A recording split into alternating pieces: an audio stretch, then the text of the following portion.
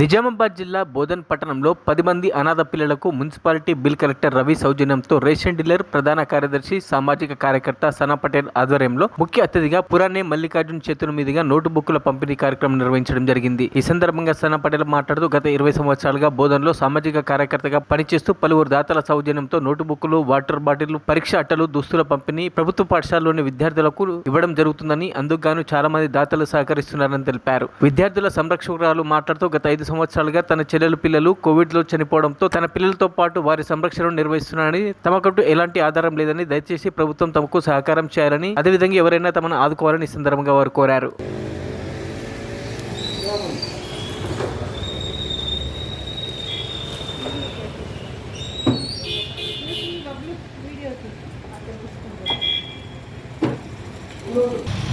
ఇలా మా friend Ravi municipality employee నేను ఇద్దరు కలిసి ఒక 10 మందికి అనాథ్ కోవిడ్లో వాళ్ళ parents totally father and mother ఇద్దరు చచ్చిపోయిన పేరెంట్స్ అనాథ్ పిల్లలు ఉన్నారు. గవర్నమెంట్ స్కూల్స్లో చదువుతున్నారు.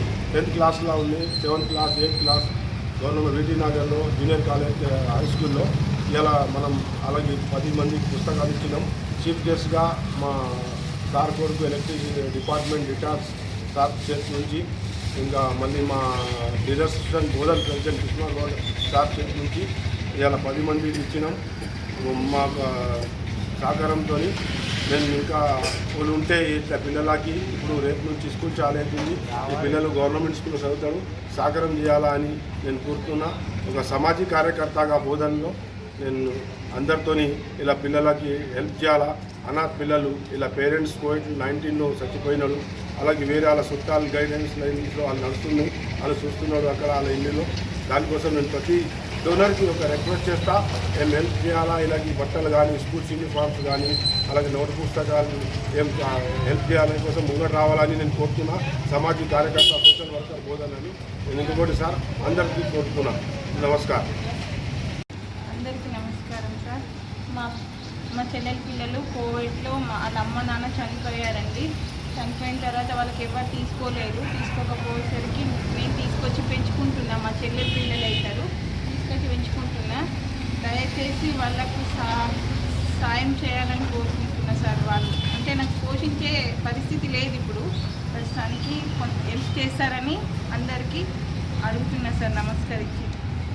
సార్ కొన్ని రోజుల నుంచి 5 సంవత్సరాల నుంచి వాళ్ళ అమ్మ నాన్న చనిపోయిన నుంచి సనా పటేల్ సార్ మాకు చాలా హెల్ప్ చేస్తున్నారు. కొన్ని సంవత్సరాల నుంచి ఆ పిల్లలకు బుక్స్ కానీ, వాళ్ళకి బట్టలు కానీ, వాళ్ళకి ఏది అవసరం ఉంటే అది మాకు తెచ్చిస్తున్నారు సార్. పిల్లలకు తెచ్చిస్తున్నారు.